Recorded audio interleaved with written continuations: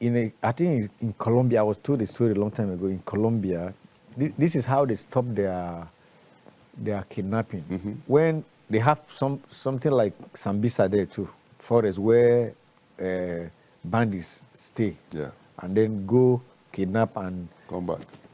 Now, what they did was, when there's an incident, government will bomb the place. Mm-hmm. So both the kidnappers and the kidnappees, everything gone. And that's how they solve the problem there. So I think, I don't know, it's jungle justice is quite okay, but if the problem is much, there's a way to tackle it. Yes. Because even inside Abuja, kidnapping takes place inside Abuja. Very well, even in the daytime. So it's unfortunate. Very unfortunate indeed.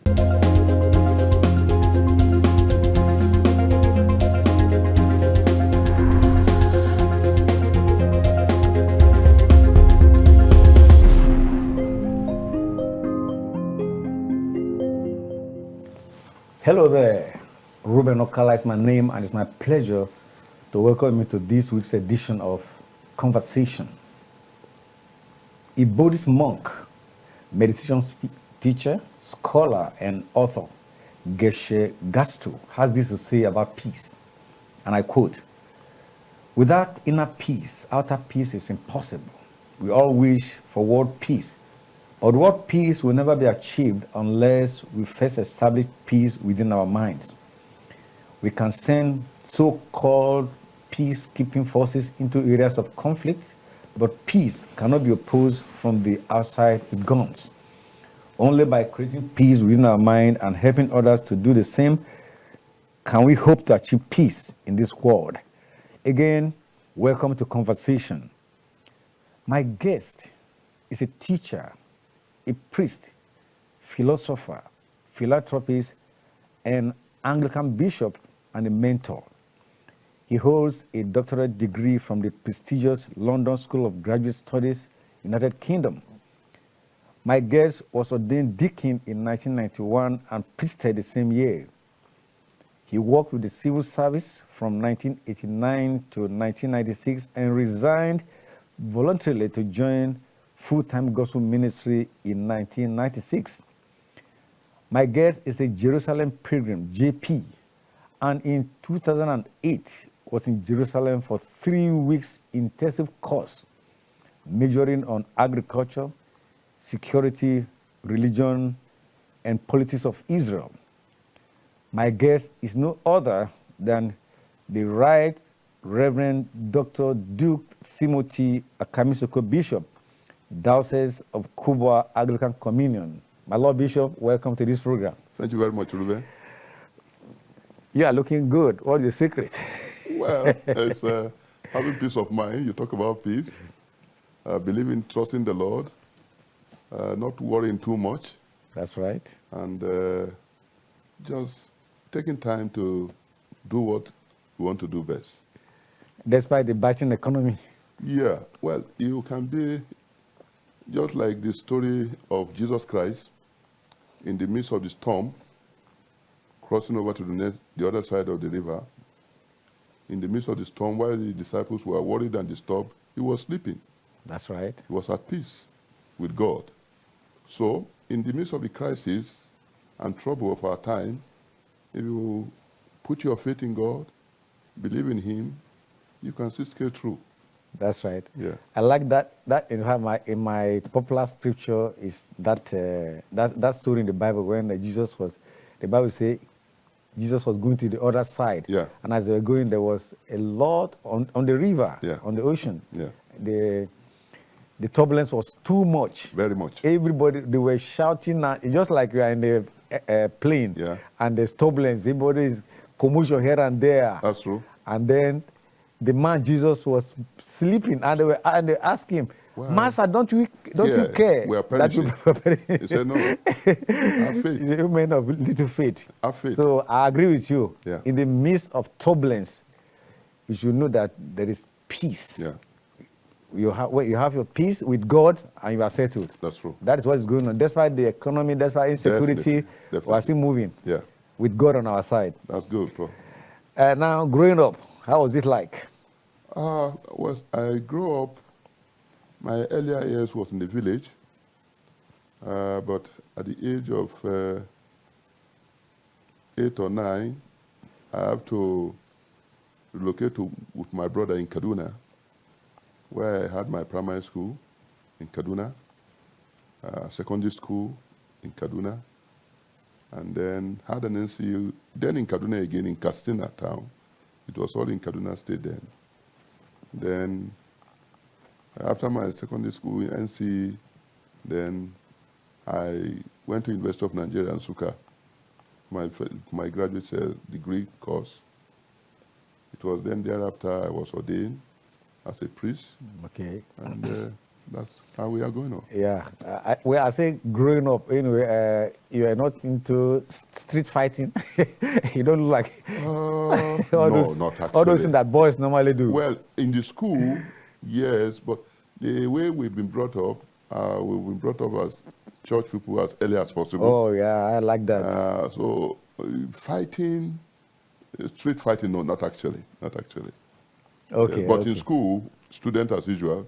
Okay. In primary school, majorly. But before going to secondary school, I already have a very personal relationship with Jesus Christ. Wow. And Interesting. that through the FCS, and that curtailed my lifestyle, my behavior, and ever since they have been like that. Okay. We're not like some of us who were into a lot of things. Yeah, before you come to church. Yeah, before we knew God later. Very small at a young age. I was already in the church. We thank God for what God has done, the transformation. Definitely. That's right. Without him, Reuben, I must tell you that without Christ, because all my colleagues, not many of them are still alive. Wow. Yes. You see what I mean? Even in secondary school, when I became bishop, when we were in secondary school in Kaduna then, in Dusama precisely, most of my colleagues who go drinking, doing all kind of lifestyle. When I became bishop in 2005, I was taken to Zonkua in Kaduna State. A majority of the students then, back then in Castina, in Dusama, were people from southern Kaduna who came to study there. And virtually all of them dying of either liver cirrhosis, one thing or the other, you know. So it's a privilege, and they want to give thanks to God. There's a lot of reward knowing God from Definitely that age. Definitely. That's right. Yeah. Now you're talking about all your life starting in Kaduna. You know, it's like it was very peaceful then in that side. Oh, beautiful, beautiful. But we're, you know, in Kaduna now, there are places that Muslims see, there are places that Christians see, which I don't understand. As I was discussing with one person yesterday, then, in the 70s and 80s, especially when I was in the secondary school, when we come back on holiday, long vacation, I get job. I work in the fertilizer company. Wonderful. Immediately you are coming back, there is job for you as a student. Long vacation job for 2 months. Wow. We are being paid then for 2 weeks, 64 naira. Some people with family, they feed on it, they live on that. And as I was telling somebody, then we have 3 shifts, morning, afternoon, night. If we're in the afternoon, we close by 10 p.m. Now, if you know Kaduna very well, the fertilizer company is in Kakuri, down south. Then we live in Costain, Kabbalah area, Costain, around the police barrack. Okay. Because my brother was a policeman. Now, oftentimes my brother will come and pick me by 10 p.m. But if he didn't come 10 p.m., I will trek. Wow, that distance. No fear. 10 p.m. Sometime I will start trekking. Sometime we will delay work, will not close until 12 midnight. You can be walking down from Kakuri to Costain with no fear. Without fear. Nothing. It was wonderful. My Lord Bishop, the story has changed. Oh, definitely. And then in school, boarding school, when we are going to school, I would take nothing along, nothing. Just carry your bag. we are fed by government. Breakfast, lunch, dinner. Wonderful. We are given all our school uniforms. They changed it for us. It was a boarding school? The boarding school. Okay.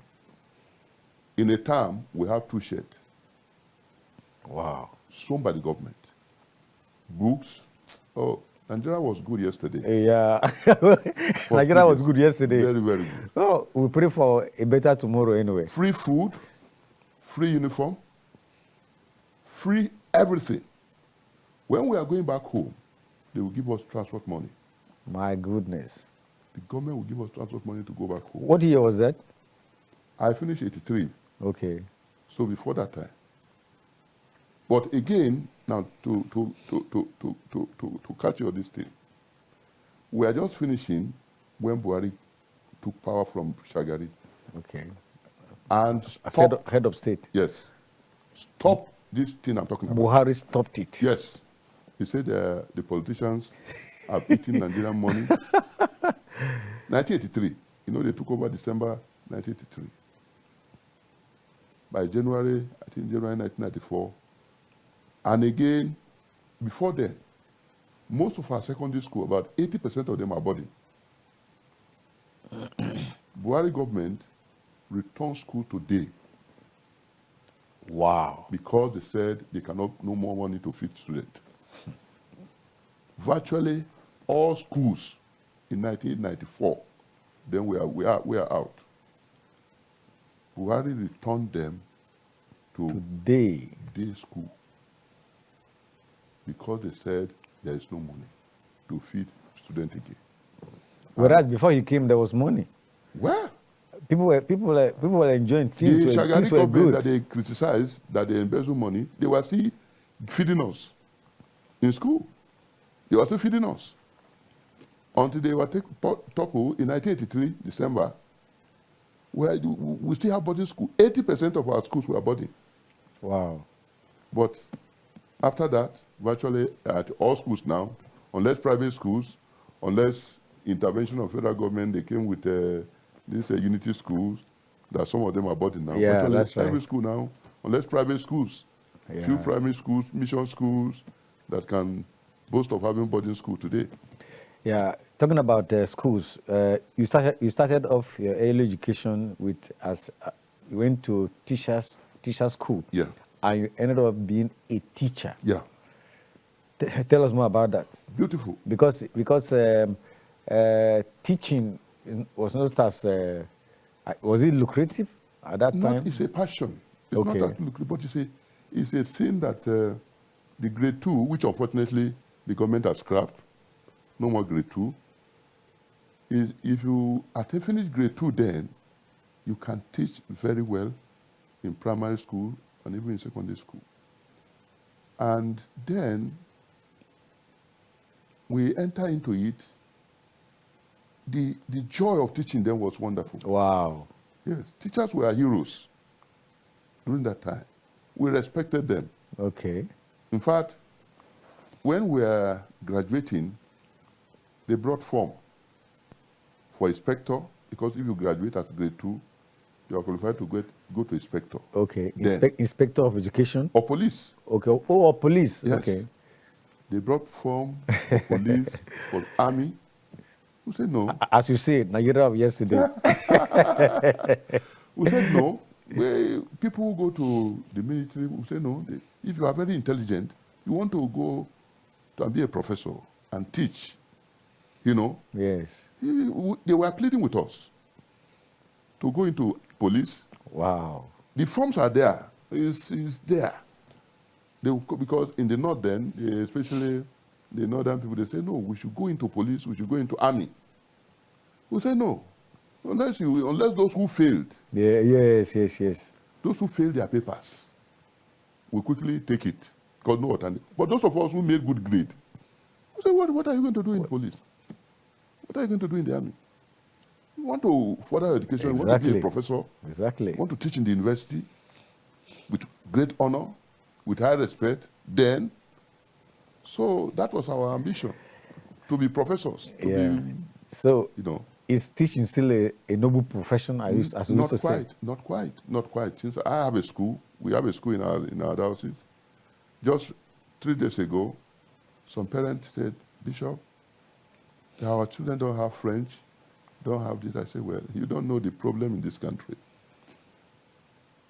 We advertise, the teachers are going to Ghana to teach, Nigerian teachers. They are going to this West African country to teach. Now. They said they are well paid there. They are going to UK, Scotland, Canada. Not only doctors that are going away. Teachers. I have school. We call it Jakpa. Okay. I have a boarding school. I have day school, secondary school, primary schools. Advertise for some subject now. They are not available. Oh my God. They are not available. Oh my goodness. And it's sad. Just like your field, people are jackparing, in medicine, virtually all field now. Yeah. Because the situation is getting worse, and we believe that it's greener over there, and so that's it. That is the point. Yeah. Well, just talking about teaching again as a profession, we used to say their rewards are in heaven. Yeah. Do you believe in that? You know, that idea came from the missionaries. Okay. The missionaries, when they came, they came with passion to teach. They didn't teach for money. You know that education was brought here by the missionaries. The early schools, primary schools, secondary schools were by the missionaries. The government just came in the early 90s, 1930, 1940. The first primary school in the north was opened in 1864 in Lokoja. In Lokoja, yes. So the first secondary school, now the school in Bariga Grammar School, was opened by the church. So the early missionaries that came didn't come for money. They were missionaries. Okay. They came with passion. That's right. Sacrifice. To impact knowledge on our people, yes. And they said, they are the ones that inculcate that policy and say, well, our reward is not here. Our reward is in heaven. Yeah.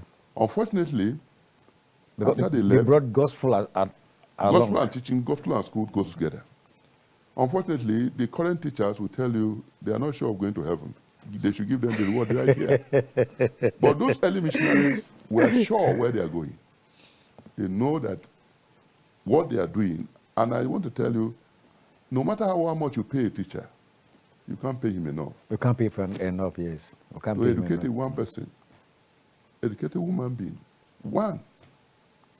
You can't pay him enough. So I believe that teaching is really a noble profession. Very. It is. But the way they've been treated now in this country, not many people want to teach. Before, people like Chino Achebe, Professor Wolo Inshainka, the rest of them were all teachers. Yeah. And they were heroes. They were heroes. They were not millionaires, but they highly respected. Their writings, their teaching, and all that. Yes. Well, we'll get there again. I hope so. Now, before you became a priest, you attended a theological school, proper, before you became a priest. Yeah. Now, these days, we see people waking up and say they are called to be preachers, never attended any theological school. Don't you think it has a negative effect on the gospel? Definitely, Reuben, you should know that this is your field. You've been trained and overtrained and trained. I don't think you can just see somebody wake up in the morning and say, I'm a broadcaster. No. You must be trained. You can't wake up and say you are a medical doctor without being trained. You can't say you are an engineer without being trained. But the problem is, it's a national problem. This thing doesn't happen anywhere in other part of the world. You want to open a church in Singapore, in UK. Even in America, yes. In America, they will ask you, where did you train? Where is the certificate? Where did you train? But just like in most fields in this country, the regulation is very poor. Anybody wake up, say, I'm called by God, I want to open church. Nobody asks you, where do you train? No regulating body. Yeah. When I became treasurer of CAN some years ago, and people say CAN should do the regulation, but CAN doesn't have that capacity. Most countries that do the regulation is the government that is interested in the welfare of their people. They will ask you, you want to start a church, before you build, send in your papers. That's right. But we don't have it in this country. We don't have it in this country, which is very sad. Yeah. So everybody, including you, Reuben, you can wake up tomorrow and say, you want to start a church. Nobody asks you anything. If I say I'm called, what right do you have to say I'm not called? But then, if you are called, you must be trained. You must be trained, exactly.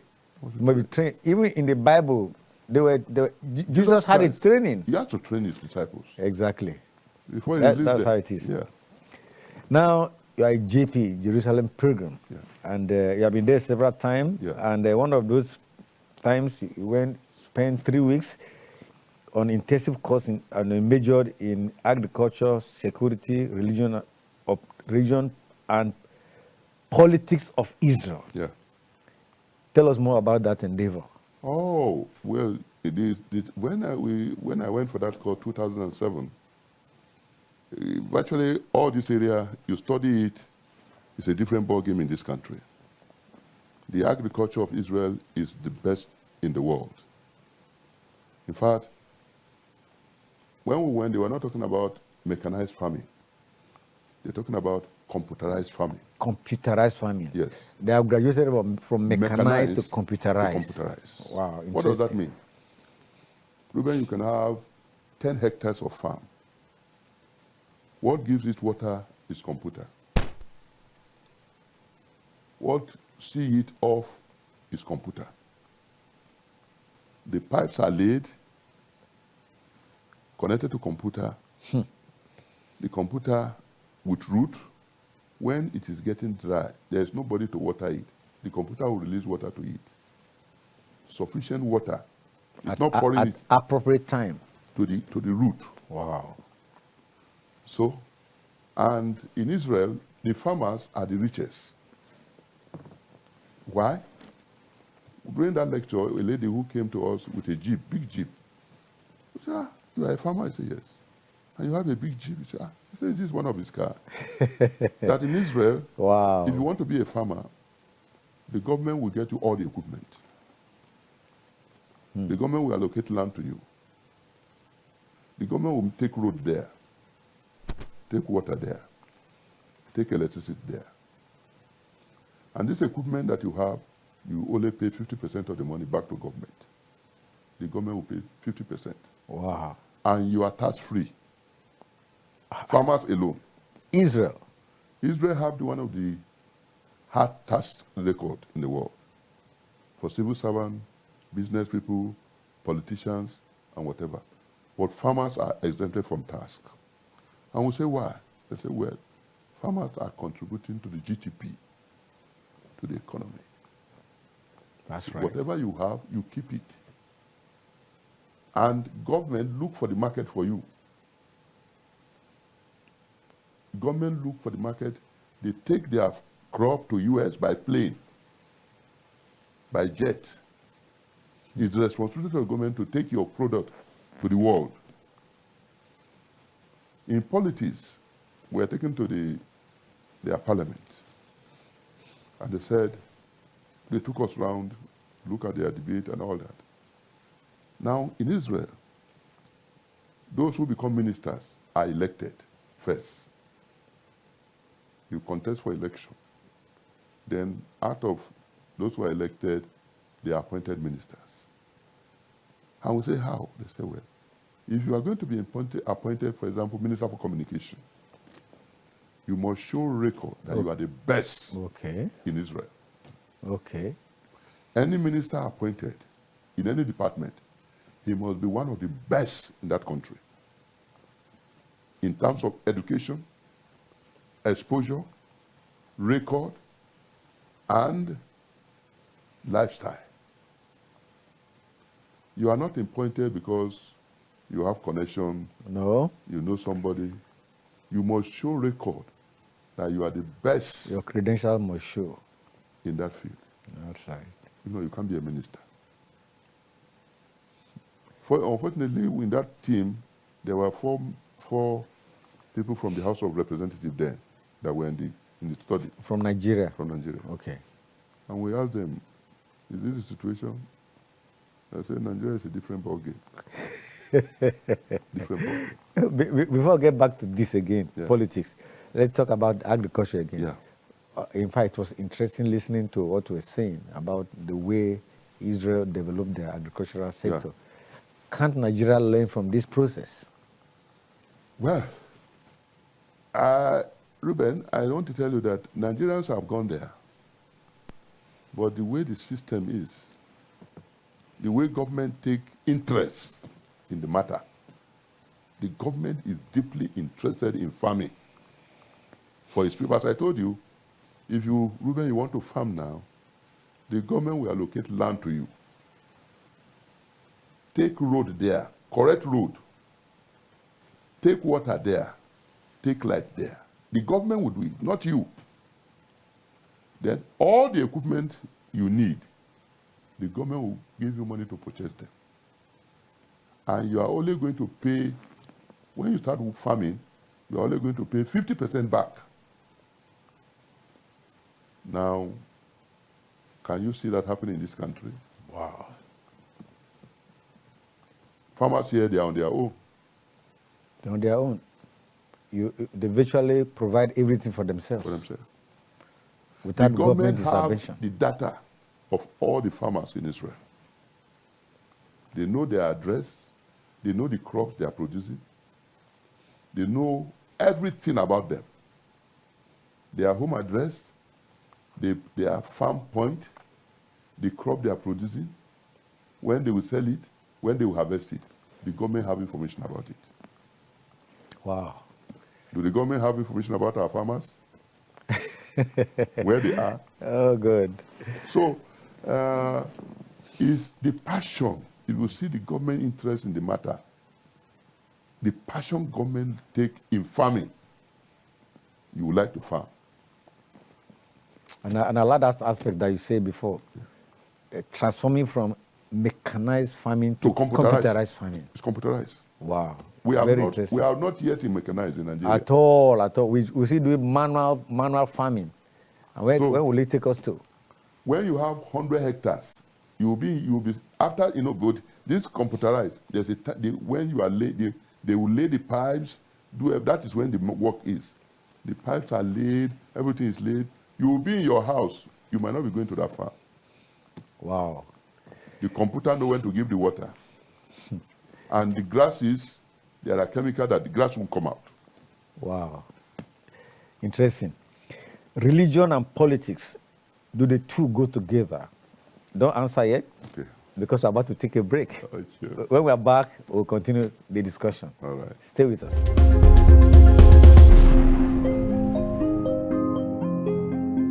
Welcome back. This is still Conversation. Bishop Akamisoko is still here with me. Now, before we went on break, we're talking about whether religion and politics, whether they go together. Some say they go together, some say they don't go together. What is your view about that? Oh, they go together. Because all of them have to talk about lives of people. Politics is about governance, governing people. Religion is man's relationship with God, and it's about human life. In the Bible, the priests, the prophet, and the kings, they work together. And oftentimes, the priests serve as a check to the king over and over. Because from time immemorial, there is a tendency for kings to become self-centered, caring less for people, caring more for themselves. And it is the responsibility of the prophet and the priest to say, King, you must check your steps. So the priests are not out there in heaven. They are here on earth. And the policies and programs of the king affect them, affect the common people, affect their members. If you're familiar with the scriptures, Amos, Hosea. They were both king and priest. Yes. So you find out that it's not right to say, well, separate politics and religion. If we do that, then the society will not prosper. Okay. So the king who rule the people must be checked properly by the priests. So it's not separate. It's not. You can't separate it. Okay. Yeah, in those days, in the Bible days, just as you said, there's some king who acted the two. Yeah. They are king. Yeah. But in Israel right now, the religious leaders are separate. Are separate. Not only in Israel, all over the world. Today, in fact, the Western democracy we have always try to separate religion from politics. And we are not fair to ourselves. We are not fair to the society. Because the priests who relate with God and have members must be at the right time to check the lifestyle, the policies and program of the king that is caring for the welfare of the people. Yes. Oftentimes, and as I say, oftentimes, and most time, kings derail from caring for the people. And today, the Western democracy we practice have provided checks and balances. But oftentimes, these checks are not properly done. The executive, the legislature, and the judiciary. Yes. Western democracy believe that this should check themselves so that the nation can progress. Yes. But is the check and balancing going on? Is it fairly done? Was in third world countries and in Africa. Worst. The checks and balances is very poor. Yeah. Very poor. Because we're in a situation whereby the executive, you discover that the executive dictates what happened in the legislature and the judiciary. That's so. Why? Because they are in America, for example, the executive does not own the money to pay other staff or pay the judiciary and legislature. Yeah. There's the independence of each arm. Each arm have its money. Each arm have its allocation. That's right. But here, the judiciary have to depend on the president or the executive. Have to depend on the executive have to depend on the presidency of the executive for car, for houses. That's right. So if you don't do well, they deny you. If you want to check them very well, they deny you the basic things of life. It affects, and on the long run, it affects governance. And yes, and the entire society. Now, Nigeria seems to be in a quagmire owing to upward review of petroleum product. For that reason, everything is affected now because we rely on oil. And the situation is getting critical. You go to the market in the morning, in the evening, the price has changed. Where are we? So Reuben, when you check in the internationally, every indices of people enjoying is missing in this country. If you Google now, 10 most poorest country in the world, Nigeria is number 6. Poor. Unfortunately. Poorest countries in the world. Nigeria top number 6. When we mean poor, lack of education, lack of health care, lack of basic amenities, lack of good food, the 10 most poorest country in the world. We are living in the midst of plenty, yet we are suffering. Yeah.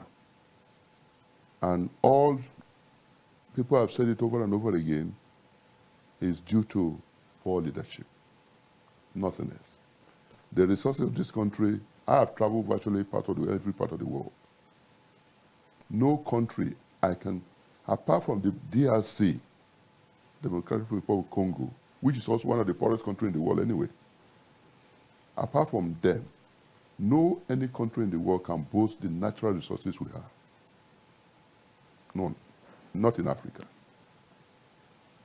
And in the midst of it all, in the midst of all the resources available, both human, material resources, we are living in abject poverty.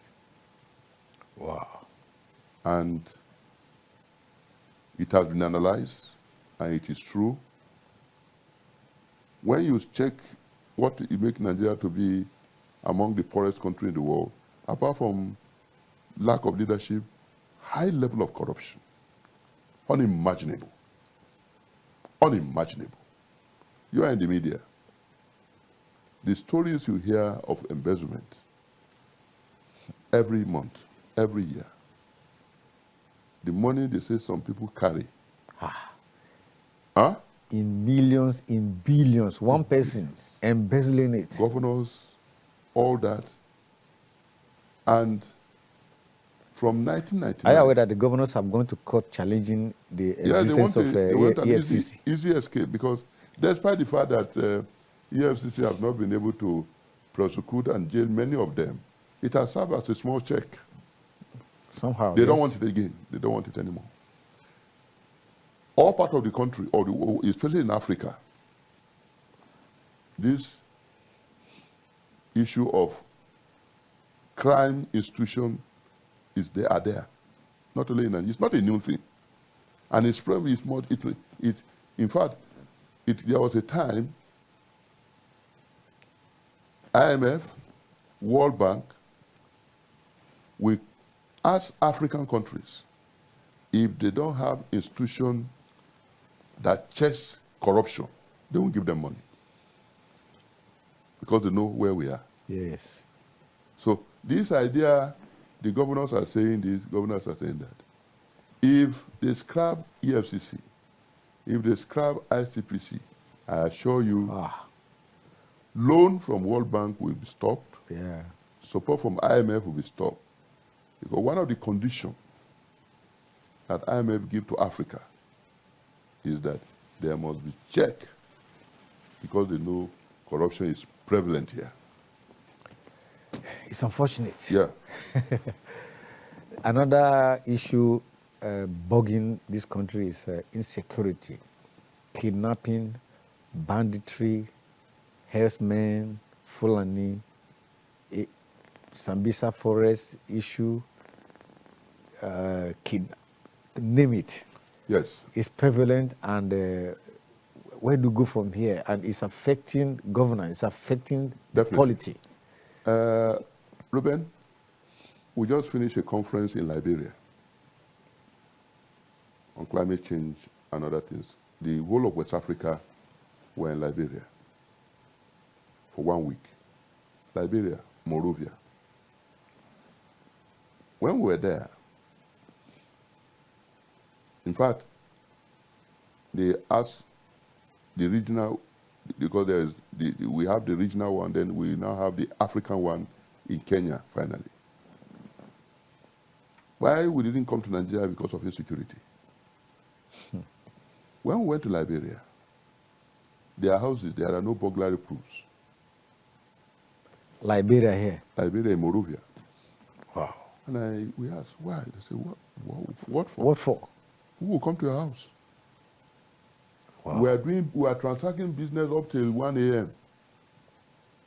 In Liberia, 1 a.m. in the night, moving. Now, our own, we're talking about a corruption, high level of unemployment. People are not employed. One of the indices, when you check Nigeria under poverty, they say about 70 to 80 million people are unemployed.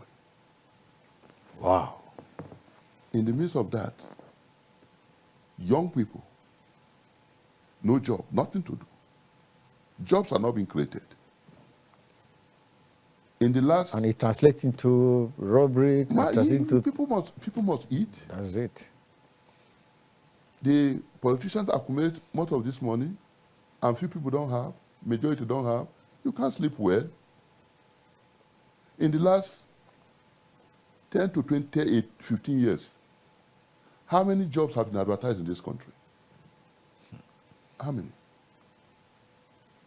I said when I finished from the school, they brought letter of employment to me in the school. Without you applying? I didn't apply. Wow, like you normally say, Nigeria of yesterday. Yes, Nigeria of yesterday, in 1988. They brought letter of employment.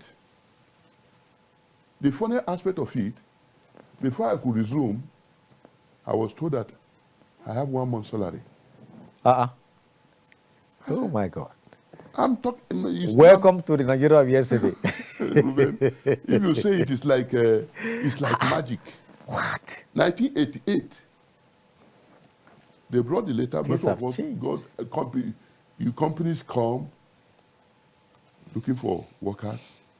If you want government, you take government. If you want companies, they are there to take you. Now, I didn't write application. They gave me letter of appointment. They didn't have my credentials. They only know that I've graduated. And they said that, please, hurriedly go and take your 1 month salary. And I went. It was when I was presenting they said I should write now, officially, for employment. You started the job before you applied. Yes. Yesterday. I already have the appointment letter. Then they said I should now apply. Then it was when I gave my credentials. As I applied, it gave me my 1 month salary. Oh my goodness. Reuben, in this country, I said 1988,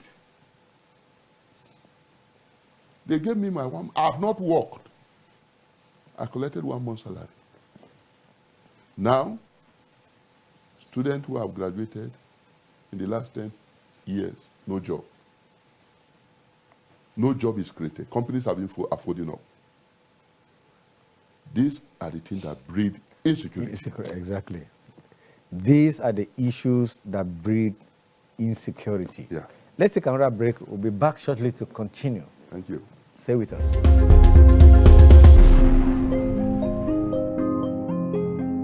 This is the conversation. Yeah, welcome. Before we went on break, we were still talking about insecurity.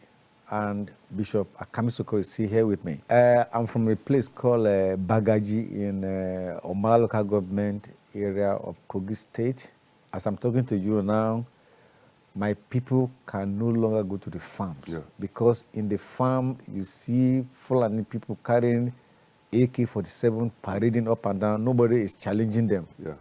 It has affected agriculture, and my people are living in fear perpetually, both morning and night. Yeah.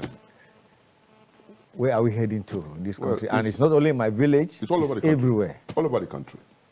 That's what we call leadership. We have no leaders to take action on these matters. It's a problem all over this country. It has made food to be very expensive. People can no longer.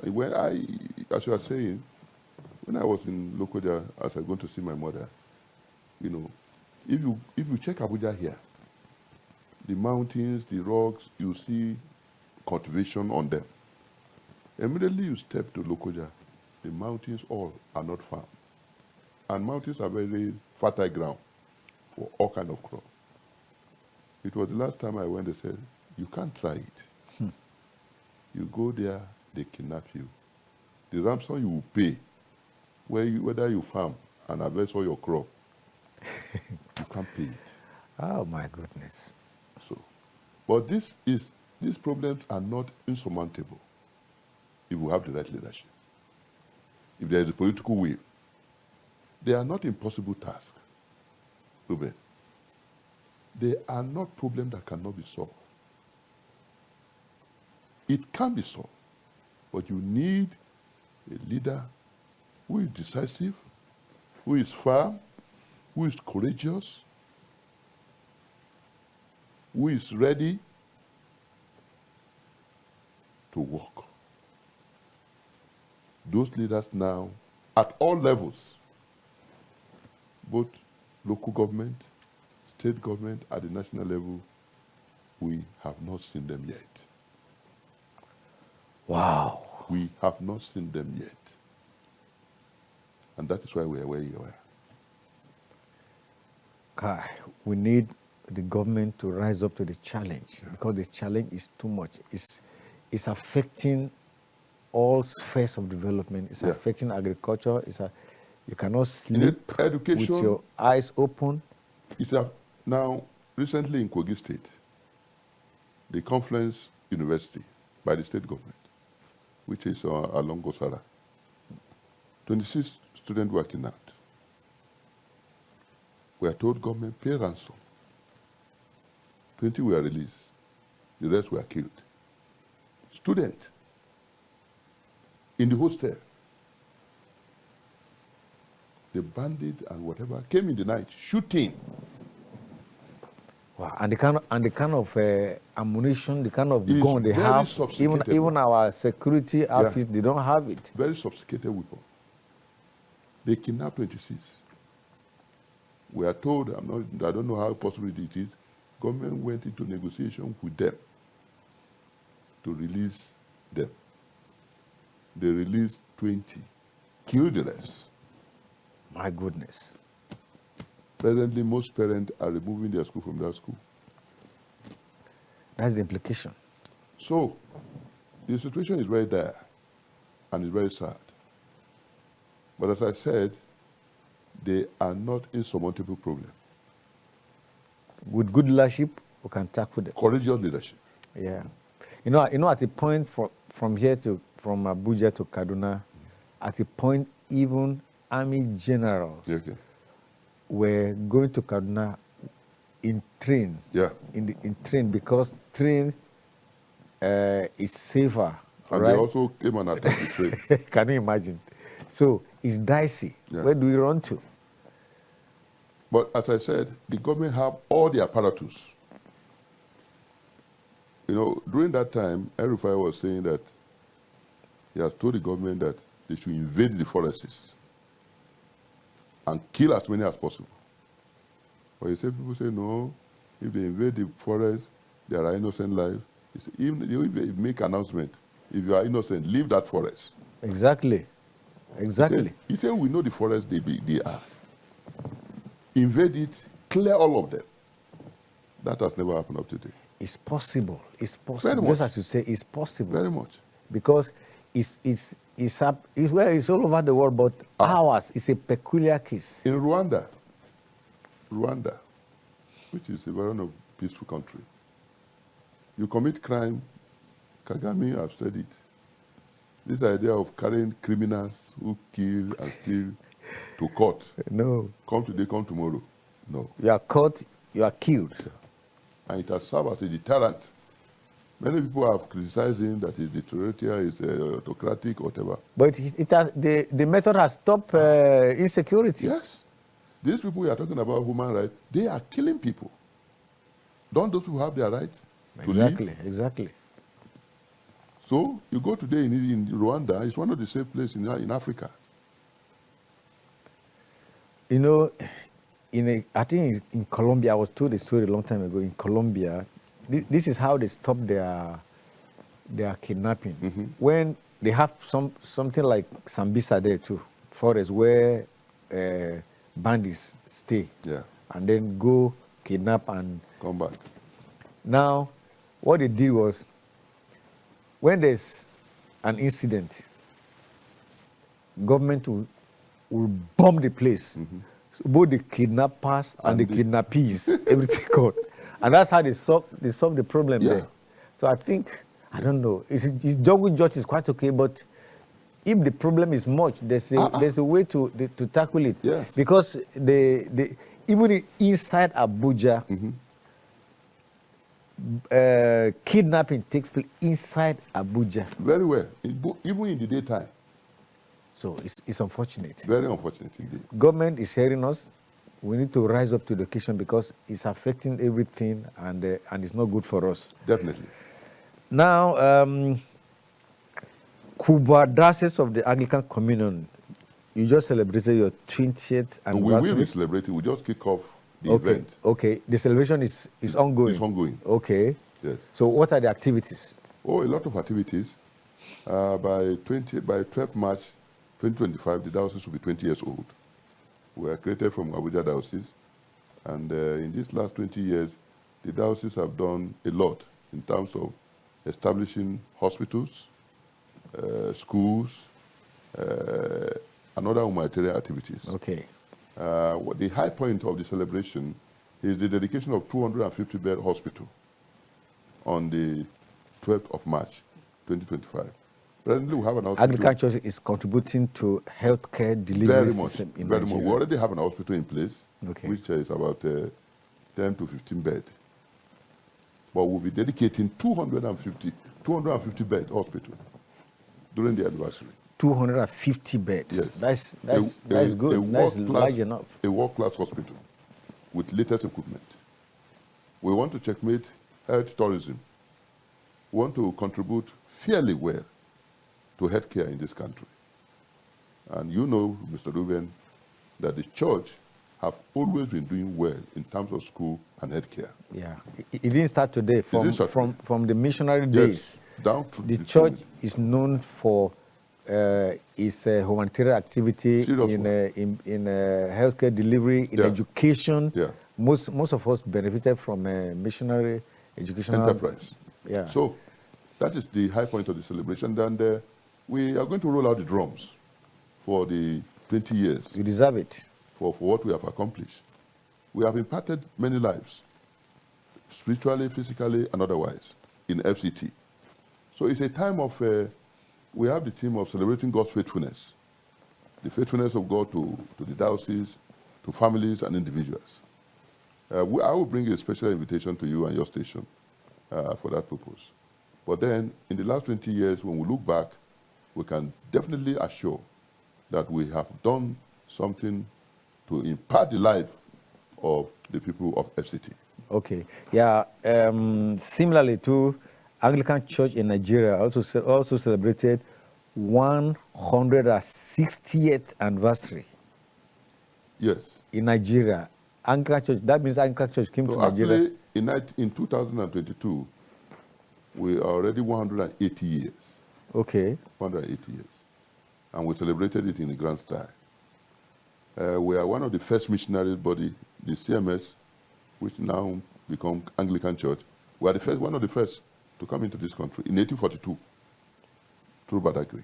Okay. Since 1842 to the present moment, that's 182 now, we have been in this country. Yeah. Churches, schools, and hospitals. It really means religious leaders have a lot to play. Not just Christians now, Muslims. The religious leaders have a lot to play in giving us peace, because as they say, without peace, there cannot be development. Yeah. Well, Ruben, I can assure you, without the role of religious leaders, where we are now will not be there. Despite the faults and the shortcomings of religious institutions, the preaching we give on Sunday calm the nerves of people in the midst of this crisis. The hope we give them, the counsel we give them, have solved a lot of problems. How I wish the government realize this, that without the church and even the mosque in this country, people will be rioting already. People will be on the street. Yeah. But due to the leadership we provide, the information we give, the people are still holding on, believing that God will intervene. Without that, this country will have been something else. Nigeria is still depending on oil as its foreign earners, and then disregarding other areas like mining, agriculture, and tourism, to mention a few. Yeah. Don't you think that we need to develop other aspects so that to complement what we have in oil? Because we're not even sure whether the oil will remain forever. So we need to develop our tourism and our agriculture to complement what we have on ground right now. Don't you think so too? Mr. Reuben, we don't need a request sign to tell us that that is the way to go. Every part of the world, Dubai, for example, who started with oil, they are now feeding oil. They don't depend on oil again. They depend on tourism. Tourism, yes. They depend on Israel's tourism. everything. Israel has never explored oil one day. They have oil. Wow. They made a law not to explore oil. And we ask them why. They say, well, oil and agriculture don't go together. Anywhere you explore oil, you have killed agriculture. So they want to measure on farming, and that is why there's no exploration of oil in Israel. So, Mr. Reuben, I think the government should know, and I think they know, that depending on oil will not bring us out of the woods. Depending on oil will not take us to the promised land. In fact, I like what Bill Clinton said when he visited this country during the time of Obasanjo. He said, go and check the most richest countries of the world. They are not oil-producing countries. Wow. The most richest countries in the world. He said, go and check it. Saudi Arabia, number one in oil production. Are they the richest in the world? No. The Germans, France, all the big countries that are developed and making good money, they are not doing it with oil. Manufacturing, science and technology. That's right. And other things. Oil cannot carry us to the promised land. It cannot. We need to develop other sectors. And they are there. They are there. It's just the political will to do them. That's all.